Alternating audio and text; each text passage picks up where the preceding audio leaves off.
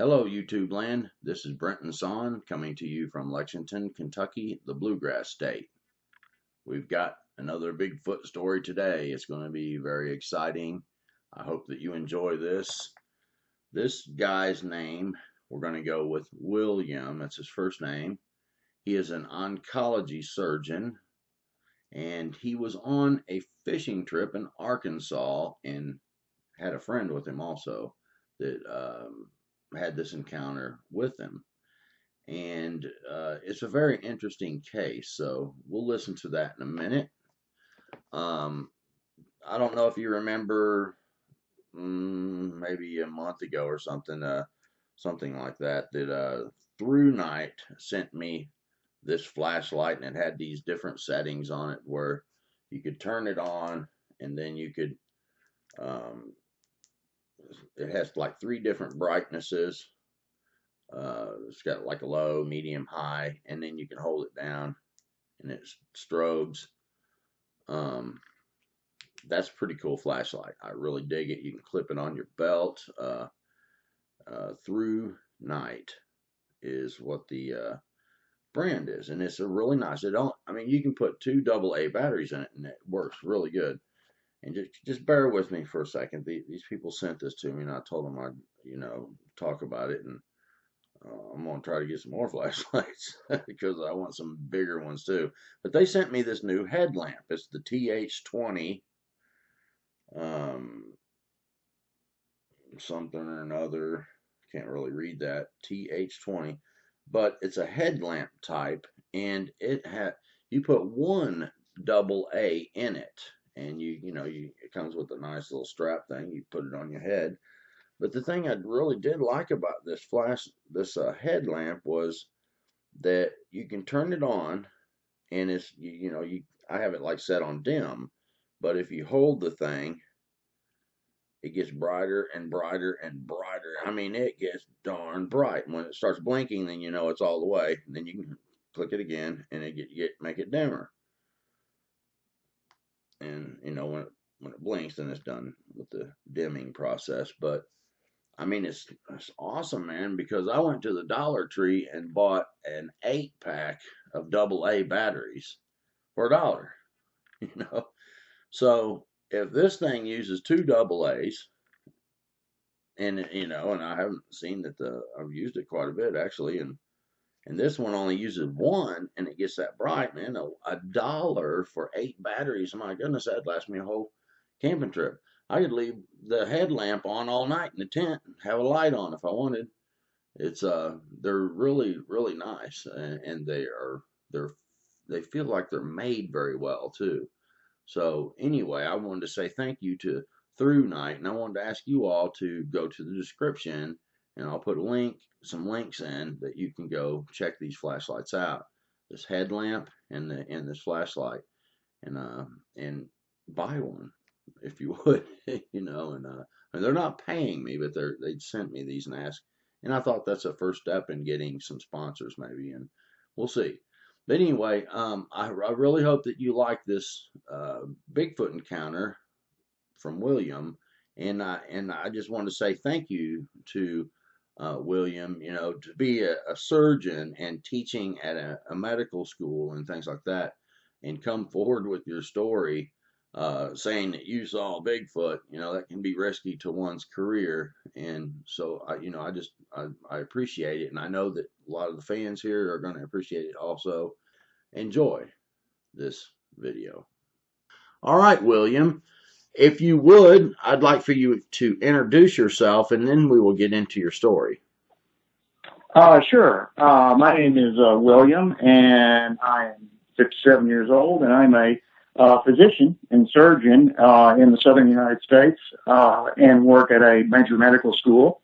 And my story goes all the way back to the summer of 1980.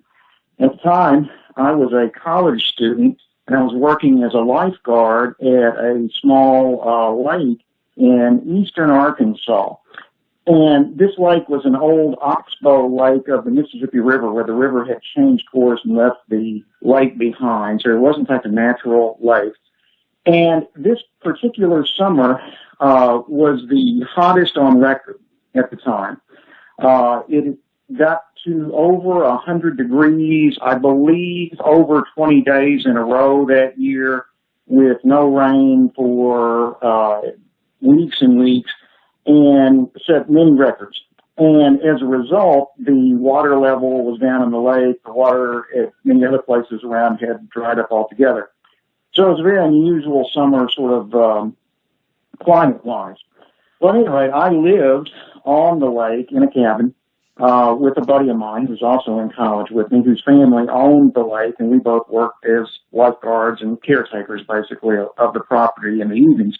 During the day, the property was open to campers and picnickers and people to swim or fish.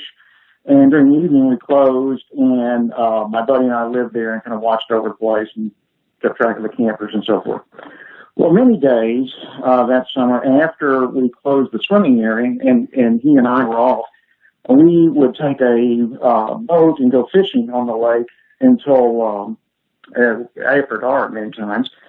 And one evening, midsummer, so it's probably in July, we were fishing. We were slowly drifting. We were using a trolling motor and slowly drifting down the edge of one of the banks in the water, maybe 15, 20 feet offshore. And we heard sort of a crash on the shore, and we looked up, and there, maybe a few feet from the water's edge, but still in the brush, was a creature of some sort. This thing was more or less man-shaped, as best we could see. We could see from about shoulders up. So you could see shoulders, you could see a chest, you could see a head. The chest and shoulders were covered with fur, except for the face, which was more or less clear. It was, the face was dark brown to black. The hair was dark brown to black. The face was more or less human in appearance. The eyes seemed relatively small, I guess, compared to the rest of the face. As did the nose. The mouth was closed. We couldn't really see ears. And that was about all the details we had of it. The shoulders were very broad, seemed bigger than a man.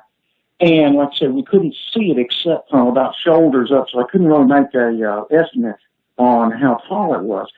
And it sat there looking at us for maybe a few seconds, I guess, maybe 10 seconds altogether, before it turned and walked off into the brush, and we could hear it kind of crashing away through the brush. And that was the entire episode. We, at that point, were a little unnerved, and came back into the boat landing, got out of the boat, went in the cabin, and just sat there and tried to process what we had seen. Right.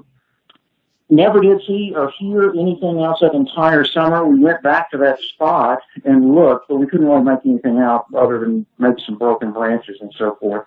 Right. So that was basically the story in summary. Now, when you were looking at the creature, did it have the typical type of sagittal crest, or the basically the cone head or the pointy looking head? You know, I didn't really notice that. The head seemed more round, more human-like almost to me. Like I said, there was hair all over it, so it was, I would say, more rounded was the impression I had. Right, yeah. Did it seem to have like a hair do? I mean, there's different types, so I'm only asking to kind of to get an idea of what this one looked like, because it seems some of them have a pointy looking head, but from the front sometimes they don't look pointy because the eyebrow, the slope goes at such a steep angle, or not steep, but a low angle back to the back, the crown of the head, basically, that from the front side sometimes it looks like a round head.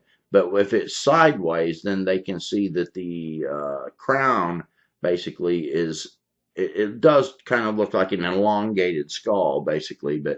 But I guess that you're saying it didn't have that. But sometimes they also seem to have almost, they're covered in hair, but they almost have a hairdo, like it's a little bit longer hair on top of the head, and maybe even a beard sometimes. Did you see anything like that? Yeah, that's kind of true. The hair on the head did seem longer, like several inches in length, like it hung down, maybe even covering the ears. Maybe that was why we didn't see ears. And we didn't see it, it turned very quickly, so I really didn't see it from the side for long enough to really say. Right. Beyond that, the hair didn't seem structured in any way, I suppose. Maybe a little matted, but beyond that, I don't think I could say much more than that. Okay. Did it look more like hair than fur? Yes, I would say more hair than fur, both on the head and even on what we could see of the shoulders and chest. It was long enough that you could see it kind of falling down, like like fringe would almost. It was not like fur.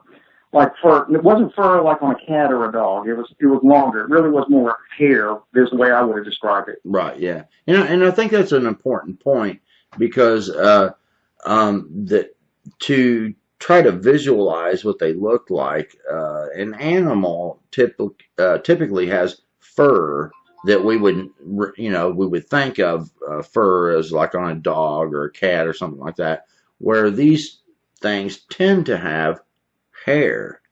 So it's a hair covered being, and maybe some of the spots where it's shorter or what have you, it looks more kind of like fur, I guess. But there's a little bit of a difference. In being a doctor, someone who's a doctor, I think that you would kind of notice these kind of things and be able to differentiate a creature that has kind of a semblance of a hairdo, or that's the only thing I know to call it. It's a hairdo. Seems to be more humanoid-like. Is that in your opinion? Is that correct? Yeah, I would think so. And as best I could tell, the hair was just long and stringy. It didn't seem curly at all. It didn't seem, combed in any way. It just kind of fell. Right. Yeah. So, every once in a while you hear about them being finely groomed looking, but typically it's matted, and I don't think they have hairbrushes.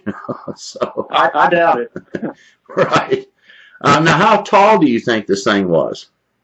I would say it was probably at least the size of an average man, 6 feet or so. But like I said, we saw it from about mid-chest up. So I didn't see the feet, we didn't see the legs, or even the lower body. And just estimating from where it was standing on the shore, because it was probably 2 or 3 feet above water level, I would guess, 6.5 feet. Okay. But that's a very rough guess. Yeah, and I agree that you can't really know, and I appreciate you being conservative about that, because I think some people throw numbers out there real quick, and it makes it seem less believable at times. They tend to be tall typically, but they're not all tall. There's different ages of it. Did you feel like this was a younger or like older when you were looking at it? Did you feel that it was maybe a teenage or middle aged or? I would have thought it was mature. I wouldn't have said juvenile. Of course, not knowing what a juvenile Bigfoot should look like, but just guessing and I guess sort of extrapolating what you would think a human would look like. It seemed to be mature. Right. Okay. Middle-aged, I guess. Okay. And I think that most of the time when people report it, that it looked like a kid or looked like a teenager, I kind of think that people have a good instinct for knowing if something looks young or not. You know what I mean? Maybe it's not always accurate, but I put a little bit of weight into the analysis that the person has a feel for that it was young or it was older or what have you. The other point I might make about that was that the shoulders were both very full and very broad. In other words, very, I guess, muscular or developed. Again, if that means it was more mature, I think that, or at least I took it that way, that it meant it was more of an adult. Well, that was the next question I was going to ask, because typically the when people feel that it's a teen or teenager kind of equivalent, that they are a little bit slimmer and they have the teenage, typically any kind of a creature that's growing up, the teens tend to be skinnier, and then as you get older, you broaden out, and I think that's a kind of a natural law of flesh growing, so to speak. Sure. Right. Okay. Well, now, how far away from it were you when you saw it? We were 15 or so feet off the edge of the shore. It was maybe 3 feet of water, so we were trolling. So altogether, not more than 20 feet, because it couldn't have been more than 2 or 3 feet from the edge of the water when we saw it. So maximum 20 feet. Wow, that's very close. So you were close. Yeah, I got the feeling that it didn't hear us or didn't know we were there. Or maybe it was looking down at the ground or something, because we were going very silently. We had a trolling motor going. We weren't saying anything, and it's quiet. So we just suddenly kind of drifted into view and caught it off guard, I guess. Right, yeah. And I think where you were on the water, basically, it wouldn't have suspected an approach. Suspect anything there. Right. Right, yeah. So that would be completely believable that someone would be able to sneak up in that scenario. So, yeah, that's very interesting. Now, when it comes to fear, were you fearful that it might be able to, come after you or anything like that? Yeah, at least a little. At first it was more just, I guess, surprise than anything else. But certainly there was some fear there. Like I said, it was only a few seconds, and when it ran away, the fear kind of dropped. Although I tell you, we were, as I said, unnerved for the rest of that night. We went straight back to the cabin after it happened, and just stayed inside the rest of the night and talked about it. So I won't say we were without some fear. It certainly was there. Yeah, I mean, you saw something that doesn't exist all of a sudden, and they do. So staying in a cabin, that had to be a little bit scary. Yeah, a little bit. It was one thing that made us feel a little better. The cabins in those areas, because that area is prone to flooding, are up on stilts, so we're about 15 feet off the ground, and we could lock both the stairs coming up and the front door. So we did lock both of those things that night. So that made us feel a little better. Yeah. That actually, that does sound a little safer. I'd feel a little better myself if it was 15 feet off the ground, because the likelihood of them coming up the stairs to come out, that would be different. But I do know the cabins that are on the ground, a lot of times they'll come and look in the windows and things like that. I mean, that would be very unnerving to see something like that. I would think so. Yeah, for real. So as a person who has studied medicine, and you're a doctor and what have you, what do you think it is? I really think there is some kind of unknown primate out there. Call it Bigfoot, call it Sasquatch, call it whatever it is. I think there really is some kind of unknown primate that lives in North America and maybe other continents as well, that we simply haven't been able to identify yet, because A, there's not very many of them. 2, because they're probably pretty intelligent, if primates are, is relative to the rest of the animal kingdom. And therefore they can avoid contact with humans for the most part.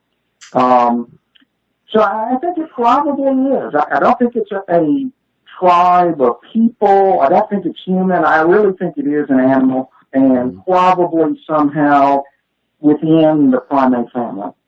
Okay, yeah. and you know, and a lot of people do believe that, and then there's some people that have, like, you know, a way far out over to this end of the spectrum belief, and then, you know, partly over this way, and some, you know, some people have the biblical view that they might be a human, something else hybrid, which would be what they call the Nephilim and things like that. But you Sure. know, I just want to know people's thoughts. Yeah. I want to know your Right. belief. You know, that's why I interview people. I don't knock people for their beliefs. I want to know what it is that you believe. And I really think it is primate. Actually, I've spoken a couple of times, both by email and on the phone, to Dr. Jeff Meldrum, who is, yeah, in a sense, a primatologist, and is very interested in the field and has written books and so forth about it. He keeps inviting me out to come look at his collection of footprints and stuff, and I just haven't gotten a chance. But I would say my thinking about it is very similar to his. Right. Well, yeah, and I respect that. That's fine. And, you know, some people get mad at me for thinking a little bit different from that. I don't think they're supernatural. I don't think Bigfoot's a supernatural creature, but I kind of feel that it maybe does fit the Genesis 6 biblical narrative of this Nephilim type thing.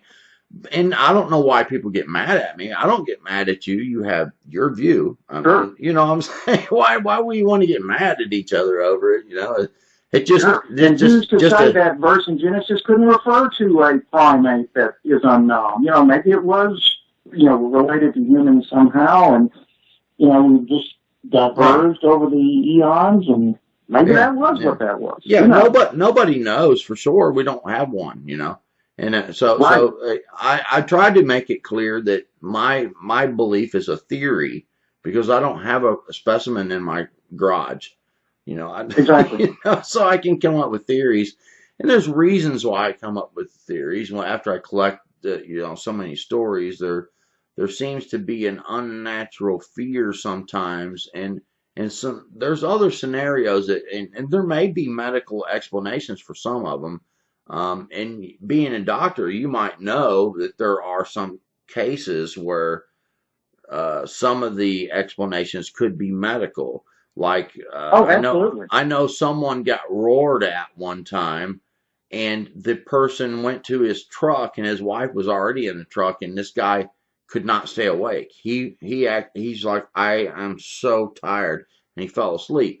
I do know that there is a medical explanation for something being so traumatizing that it could make a person want to go to sleep, basically. He slept for about 30 minutes and then woke up and they drove off.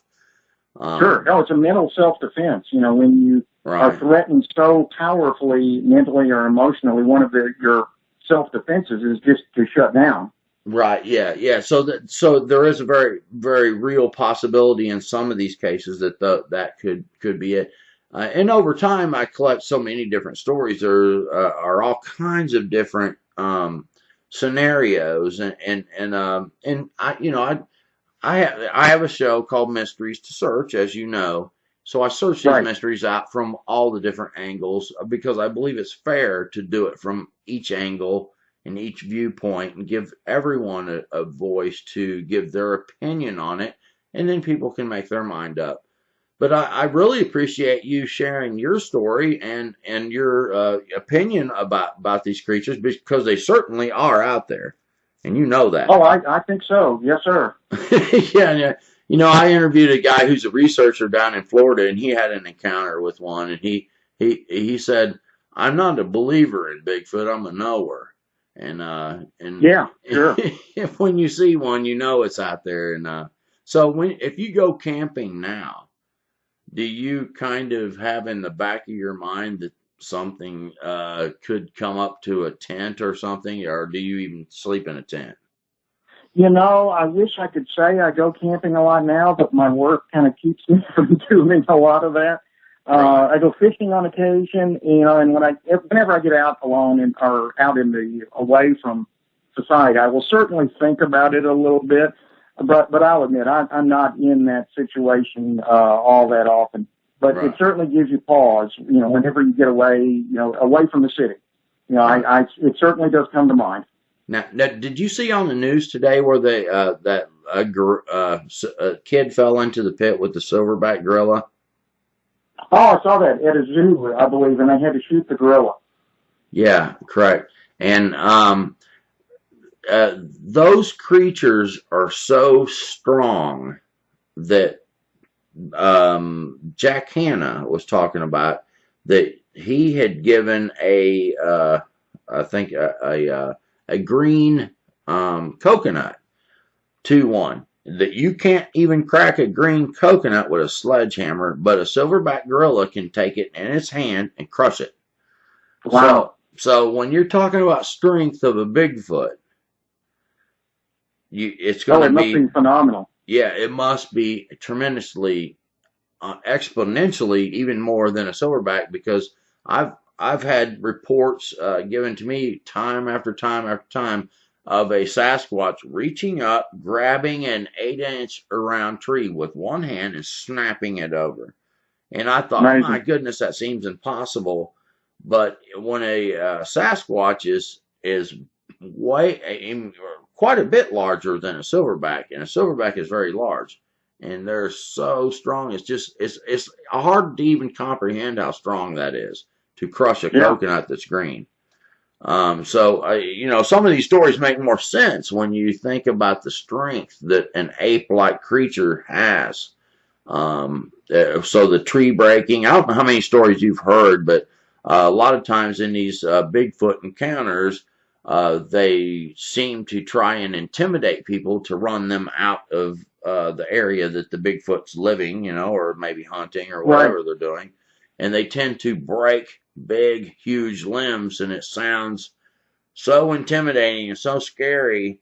But do you think that a Sasquatch, in comparison to a silverback, would be basically similar to comparing a human to a silverback, and then a silverback compared, what I'm saying is a Sasquatch would be. I agree. Do you think they would be seriously strong enough to be able to snap and push trees down like they do in some of the reports? I think so. If you assume that these creatures are 6 feet and up, and 400 and 500 pounds and up, where a silverback gorilla may be, less than 6 feet, maybe 2 or 3 or 400 pounds. You have to assume that their physical capabilities are much greater. So yeah, I've heard the stories, and I think there's probably some truth to them. Right. Yeah. Yeah. It's quite incredible when you think about it, how strong that really is to be able to just to snap stuff. And some of the tree structures that are found out in the woods, they aren't sawn. I mean, there's huge, almost whole trees sometimes making these teepee structures, and but typically those are out away from where man typically would go. But people are running into them and reporting them more and more. It's just a completely fascinating idea that there is because I get reports from every state. I believe that there's way more than people think. Do you think that there's very few, or do you feel like there's more than we are believing? There's got to be obviously enough to have a breeding population, and I figure the way I think of it, it must be a population scattered in several places. In other words, there's probably a significant one in the Pacific Northwest. I would guess there's probably a significant one in the Texas, Oklahoma, Arkansas, Louisiana sort of area. There's probably another one in the Ohio, Pennsylvania border area, and maybe a few others scattered around. Right. And, on the other hand, I think there's probably, specimens or incidences where some of them travel, and we might see them out of their regular breeding area. In fact, I kind of think that's what occurred with the creature that we saw, because that area is very thickly wooded and has been undisturbed for its first growth forest within a few hundred yards of the Mississippi River for miles and miles and miles up and down. So I've often wondered if they could use that as some kind of a corridor or a way to travel from one place to another. And that's why you only see them there occasionally, in contrast to some of those other areas where there are reports, in a single area all the time. And I suspect those areas are probably where the breeding populations exist. And the sighting like I had was probably just a lone individual who was passing through, and it was so hot that summer that he was hanging out at the lake because that was a way to get cooled off. And we just happened to see him as he was passing through the area, because there hasn't been any sightings there that I know of right in that area since. There's been a few up and down the Mississippi Delta, just scattered, like a handful, really. So I don't think there is a breeding population there, but I would guess if you put them all together in the United States, I think there's got to be several thousand, because if you figure there's 3, 4, 5 populations that can breed, each one of those has to have several hundred to 1,000 to be a viable population. So I would bet there's several thousand in the United States. I tend to think there's even more than that. I really believe that there are way more. They're just so good. I mean, we're learning more and more and more as we collect these stories, and people are going out and they're looking into this. They tend to move like special forces would move through the woods, and they try. If you look about how they travel, when you find tracks, they don't walk on a path or they don't walk on a ridge. They walk on between the bottom of a hill and the top of the hill. And if you look at it, it's almost exactly the way that special forces move when they go through the woods, if they want to remain undetected. And so they know they won't be seen that way, right? Right, they can't be tracked that way. They do not silhouette their outline against the sky on a ridge or anything like that, and they tend to be found more on the like the southeast side of mountain, like if you got hilly or mountain type ranges, in the cedar type trees where you would have better cover.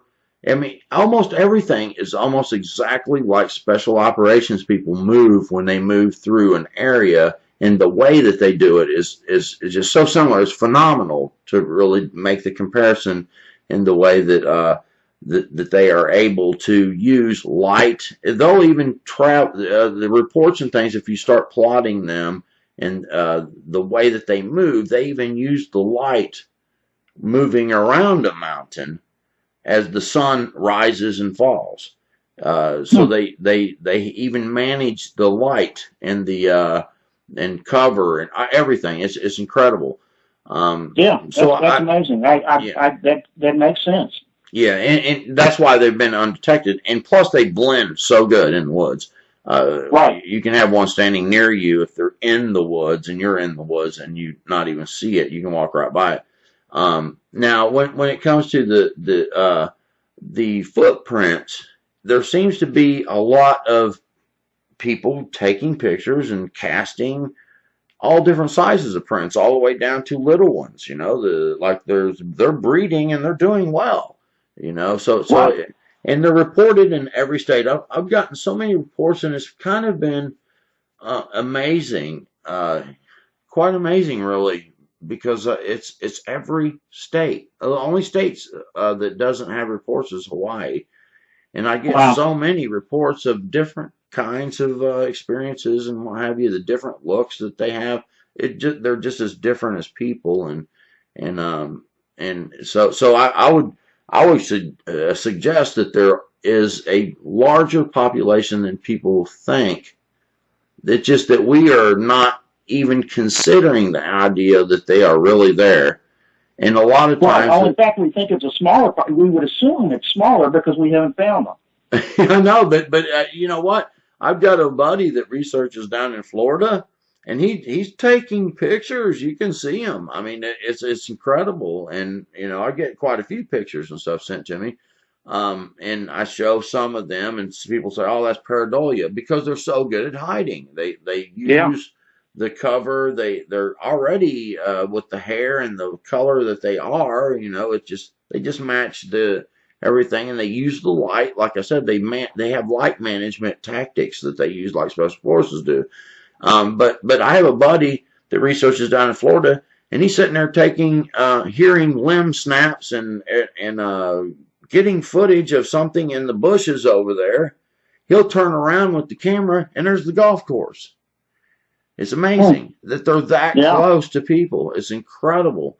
And but you know, Aristotle once said that it's so that something can be so unbelievable that it escapes being known. Right, absolutely. And I feel that there's that factor to this, and it's just so crazy sounding that it escapes being known. Period. Exactly. If you think it can exist, then you don't believe it exists. I mean, that's just the way it is. Yeah, right. I get it. So anyway, is there any last words that you would like to give to the audience about this topic? Well, I guess I would. My greatest disappointment in all of this is when there's so many people who fabricate things that it's just incredibly annoying, and because it makes everybody who has a real experience look bad in a sense. Right. And that it's very, discouraging or disappointing when the various frauds are found out. And unfortunately, I'm afraid it happens far too often. Yeah, it has happened. Like Rick Dyer and a few of those people. That's very sad for sure. And I can't believe that he would have done it, like Rick Dyer for one, that claimed he killed one a couple of times and fooled people. It's right. It's just not good. But I think people are smarter than we sometimes believe. Because when I think the thing that convinced me most about it is before I had an encounter was people's stories. Sure. When you hear someone tell a story, like I'm hearing you tell your story, there's a sense of you telling something that really happened, and I think that people have a feel for that, fairly good. Not saying you couldn't ever slip something by someone, maybe someone has me, but typically there's a truthfulness feeling to it, and I believe that people have that kind of ability to pick up on those things pretty good. So I think the stories is what convinced people more than a picture, or sure. Because everybody would always say, "Oh, that's fake," or "That's hoaxed," or this or that. So you could never prove nothing unless you had a body and you were willing to drag it out of the woods. And so sharing your story like you're doing does more to help people realize that there is something out there. So I know that the audience would want to say thank you. Well, you're very welcome. I appreciate the chance to do so. Yeah, well, thank you very much. And when you have people who are doctors and a surgeon and a professor, and that helps add to the pile of evidence that we collect through witness testimony. Now, witness testimony is acceptable in court. So to me, I think that is the best. That is the best evidence. Is witness testimony. So thank you very much, Doctor. Oh, you're very welcome. I enjoyed talking to you. All right. Well, I've enjoyed talking to you, and I'll email you.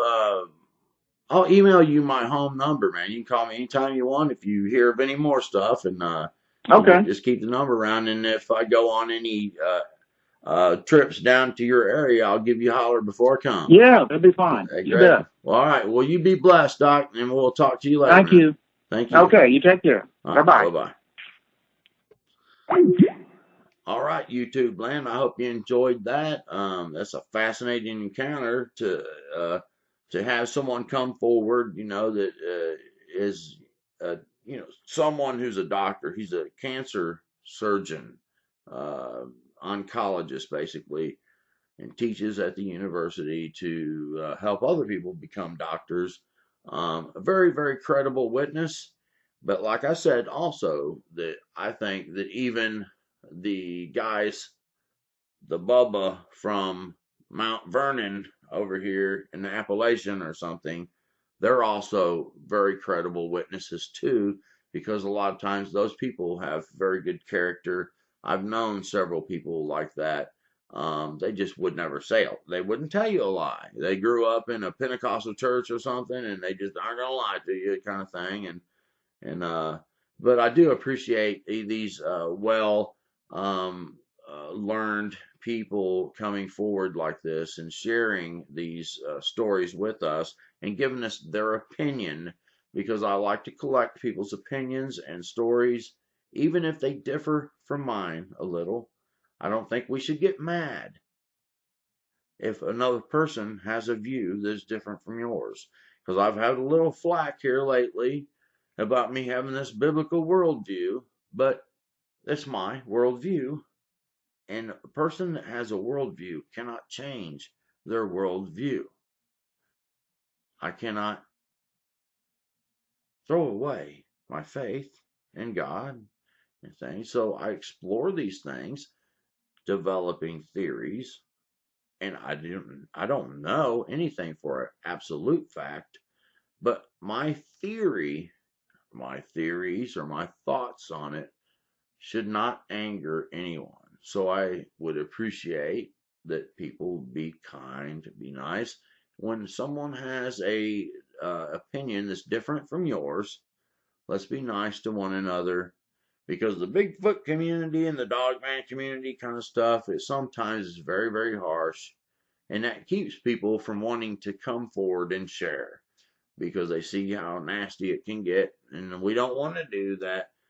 So I really thank the doctor here, and I'm just going to say William, for coming forward and sharing his story.